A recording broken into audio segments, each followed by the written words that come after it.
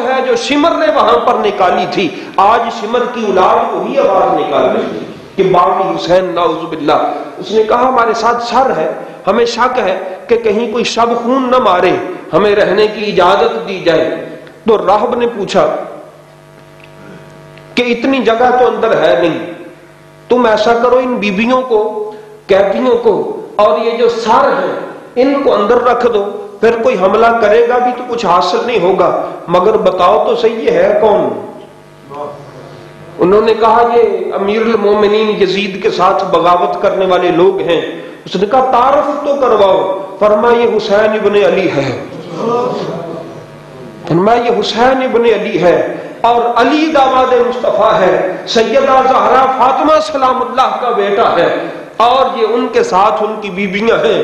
اس راہب کی آنکھوں سے آنسو آ گئے۔ اب اس نے عقیدت کے ساتھ ان کو لیا اور وہاں پر رکھا۔ برادران اسلام سارا واقعہ نہیں آپ نے سنا، سارا سناتے نہیں ہمارے مولوی۔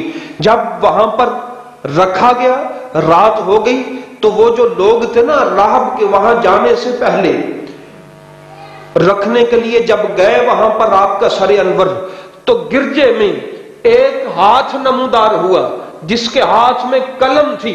اس نے ایک آیا کریمہ وہاں پر لکھ دی، نام یہ لکھ دیا علی ابن حسین کے قتل کرنے والے جہنمی ہیں۔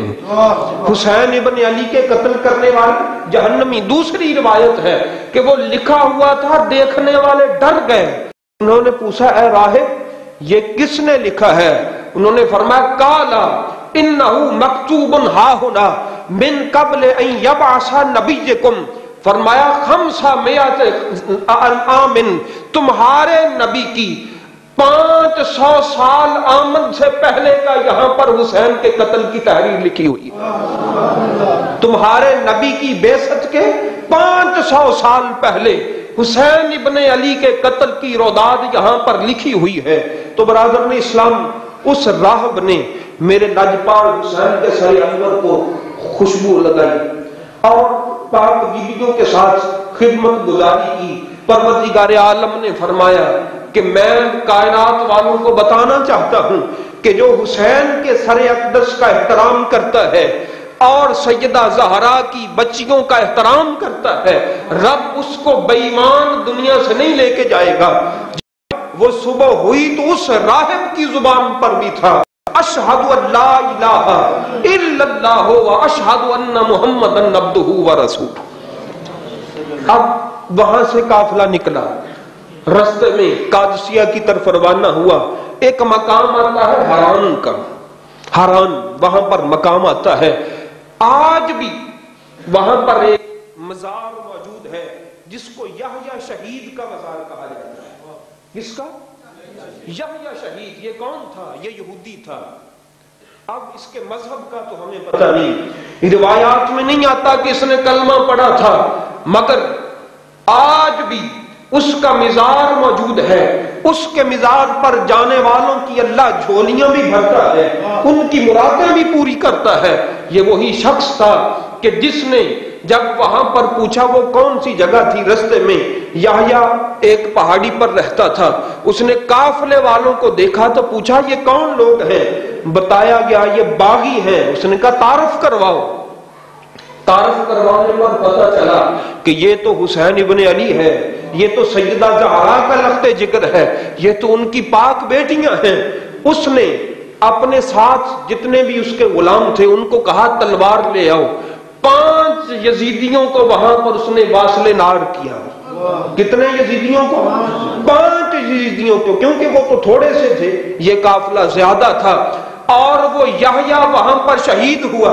اب آگے تاریخ اور حدیث کی کتابیں اس بات پر چپ ہیں کہ اس نے کلمہ کب پڑھا تھا، یہ نہیں ملتا، مگر یہ آج بھی اس کا مزار بتاتا ہے کہ لوگوں وہ دنیا سے گیا تھا تو سیدہ زہرا کے بچوں کی محبت میں رب نے کلمہ پڑھا کے بھیجا تھا، تو آج لوگوں کی اس کی قبر سے جھولیاں بھر رہی ہیں، آج اس کی قبر سے لوگوں کی جھولیاں بھر رہی ہیں۔ تو برادران اسلام آج بھی وہ مزار حران کے مقام پر موجود ہے، اور زیارت کی ہے وہ سارے لوگوں کے لیے، زیارت کا ہے خلائق ہے، اللہ کی مخلوق آتی ہے، اور وہاں پر منتیں مانتی ہے، رب اس غلام اہل بیت کے صدقے لوگوں کی جھولیاں بھرتا ہے۔ تو برادران اسلام، یہ واقعہ بھی واپسی میں رستے پر رونما ہوا، اور پھر چلتے چلتے امام علی مقام کا وہ قافلہ جو تھا، اور سر حسین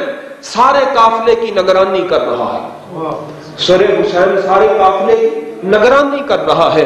تو حضرت ابو سعید خدری رضی اللہ تعالیٰ عنہ، وہ جس صحابی کا میں نے ذکر کیا تھا، ابن زیاد کی مجلس میں موجود تھے، یہاں بھی ایک صحابی جو تھے حضرت برزہ رضی اللہ تعالیٰ عنہ، وہ موجود تھے یزید کی مجلس میں، اور آقا حسین کے سر اقدس کو سارے دمشق میں پھرایا گیا، بازاروں میں پھرایا گیا بانس پر باندھ کر، اور بتایا گیا کہ لوگوں یہ وہ باغی ہیں جنہوں نے امیر المومنین یزید کے ساتھ بغاوت کی تھی۔ اور پھر وہاں پر بھی کچھ واقعات رونما ہوئے۔ حضرت ابریز رضی اللہ تعالیٰ عنہ کا ایک واقعہ ہے کہ انہوں نے جب اس طرح دیکھا تو وہ تجارت کی غرض سے آئے تھے دمشق میں، وہ فرماتے میں وہاں پر موجود تھا، پوچھا یہ کیا معاملہ ہے؟ بتایا گیا ایسے ایسے معاملہ ہے۔ وہ پاک بیبیوں کے پاس تھوڑا سا قریب ہوا تو حضرت امام زین العابدین موجود تھے، عرض کیا ہے لخت جگر مصطفیٰ، میں بھی آپ کے غلاموں میں سے ہوں، اگر میرے لائق کوئی خدمت ہو تو آپ حکم فرمائیے۔ حدیث پاک کے الفاظ ہیں کہ آپ نے فرمایا ہماری بیبیوں کے لیے کوئی اور کپڑا مزید دے سکتا ہے تو دے دے، ذرا مزید کرنے ہمارے گھر کی بیبیاں۔ اس نے ہر بیبی کے لیے 2 کپڑے کی چادریں مہیا کی ہیں، 2 چادریں اس ابریز نامی شخص نے، اس خادم نے مہیا کی، اور آگے بڑھ کر پھر پوچھا کہ اے امام زادے کوئی اور حکم ہو تو ارشاد فرمائیے۔ تو برادران اسلام پھر آگے آپ نے فرمایا ایک کام ضرور کر، یہ جس شخص نے میرے بابا حسین کا سر اٹھایا ہوا ہے اس کو کہہ کہ یہ سر کو آگے لے جا، لوگ اس کو دیکھنے آ رہے ہیں کہ امیر المومنین یزید کے دشمن کا سر کیسا ہے، تاکہ لوگ سر کو دیکھیں، بیبیوں سے تو دور رہیں۔ یہ امام زین العابدین نے اس سے کہا یوں کر، اس نے آگے جا کے جس نے سر اٹھایا تھا اس کو کہا بھئی یہ کچھ پیسے لے لے اور اس سر کو آگے لے جا، اس سر کو آگے لے جا۔ پھر تاریخ اس بات کی گواہ ہے کہ اس شخص کو بھی زخمی کیا گیا، اس شخص کو نڈال کیا گیا، مارا گیا کہ یہ اہل بیت سے محبت کرنے والا کون ہے۔ اور وہاں پر سلیمان علیہ السلام کا بنایا ہوا ایک عمارت تھی، پرانی عمارت تھی، وہ رینگتا ہوا، کرہتا ہوا، آہ کرتا ہوا وہاں پر پہنچا تو کچھ اور لوگ بھی پھٹے کپڑوں کے ساتھ برہنہ سر وہاں پر موجود زخمی حالت میں۔ انہوں نے پوچھا تو کون ہے؟ اگر تو حبداروں میں سے ہے تو آ جا، اگر پرایوں میں سے ہے تو چلا جا، ہم تو پہلے ہی بڑے دکھی ہیں۔ اس نے کہا نہیں میں بھی حبدار ہوں اور میں آ جا تیرے لیے جگہ ہے۔ اور تاریخ کہتی ہے کہ 105 حبداران اہل بیت وہاں پر جمع ہوئے اور یزید کی فوج سے مقابلہ کیا اور شہادت پائی، اور بہت سارے لوگوں کو وہاں پر انہوں نے واصل فی النار، اور انہوں نے بھی غلامی مصطفیٰ کا اظہار کیا۔ اب یزید کے دربار میں میرے آقا حسین کا سر انور لے کے جایا گیا، وہاں پر حضرت انس صحابی موجود ہیں، سرکار کے صحابی اور سرکار کے خادم بھی ہیں وہاں پر موجود۔ اسی یزید نے ابن زیاد والی حرکت کی، چھڑی کو میرے آقا حسین کے لبوں پہ مارا اور دانتوں پہ مارا۔ صحابی رسول اٹھ کے کھڑے ہوئے، فرمایا کہ تو یہ جو اٹھ کے کھڑے ہونے والے صحابی ہیں ان کا نام غالباً حضرت برزہ رضی اللہ تعالی، وہ اٹھ کے کھڑے ہوئے، فرمایا بدبخت تیرے ہاتھ کٹ جائیں، پیچھے کر اپنے ہاتھوں کو، میں نے انہی ہونٹوں کو مصطفیٰ کو بوسہ دیتے ہوئے دیکھا، انہی ہونٹوں کو چوستے ہوئے میں نے اپنے مصطفیٰ کو دیکھا ہے۔ تو برادران اسلام اس وقت اس نے کہا تمہیں پتا ہے کہ یہ جو حسین ہے یہ کہا کیا کرتا تھا؟ سب خاموش تھے۔ کہا یہ حسین کہتا تھا اے یزید میرا باپ تیرے باپ سے افضل، میرا نانا تیرے نانا سے افضل، میری ماں تیری ماں سے افضل۔ یزید نے کہا ہاں میں مانتا ہوں، حسین کی ماں میری ماں سے افضل، حسین کا نانا میرے نانا سے افضل، اور مگر حسین کا بابا میرے بابا سے افضل نہیں ہے۔ تو برادران اسلام اس وقت سیدہ زینب نے اٹھ کر کہا، او بدبخت، یہ تو قیامت والے دن پتہ چلے گا جہاں پر میرے نانا بھی ہوں گے، میرا باپ بھی ہوگا، میرے بھائی بھی ہوں گے، تیرا باپ بھی ہوگا، کہ کون افضل تھا کون افضل نہیں تھا۔ تو برادران اسلام وہاں پر اس یزید بدبخت نے، اور وہاں پر ایک عیسائی موجود تھا، ایک ذمی یہودی موجود تھا، اس عیسائی نے اٹھ کر کہا، یزید تو بڑا بدبخت ہے، میں اس خاندان کے ساتھ رکھتا ہوں جن کو عیسائی کہتے ہیں، ہمارے گرجے میں جناب عیسیٰ علیہ السلام کی سواری کا کھور پڑا ہے۔ کیا پڑا ہے؟ کھور عیسیٰ علیہ السلام کی سواری کا۔ ہم سال بعد تحفے تحائف نذرانے لے کر اس کھور کی زیارت کے لیے آتے ہیں، اور تو اتنا بدبخت ہے کہ رسول پاک کی اولاد کو قتل کروایا ہے۔ اور ایک یہودی اٹھ کے کھڑا ہوا جو وہاں پر موجود تھا، ذمی تھا، اس نے کہا، یزید بدبخت سن، میں ہارون علیہ السلام کی اولاد میں سے 70ویں پشت میں ہوں۔ کتنی پشت میں؟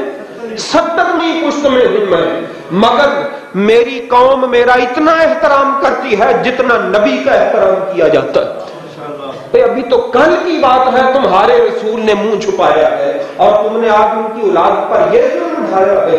تو برادران اسلام اس وقت یزید کو پتا چلا کہ یہ تو معاملہ میرے خلاف ہے۔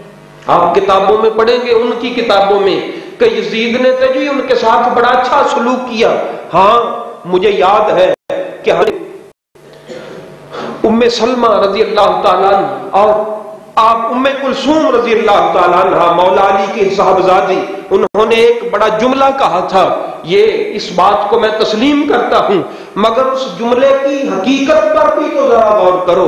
انہوں نے کہا تھا، ما رأیت رجلا کافرا باللہ خیرا من یزید، کہ میں نے کافر لوگوں میں سے یزید سے بہتر کسی کو نہیں دیکھا، مگر کس کو؟ رجلا کافرا، ہے کافر مگر اس نے ہمارے ساتھ اچھا سلوک بھی کیا تھا۔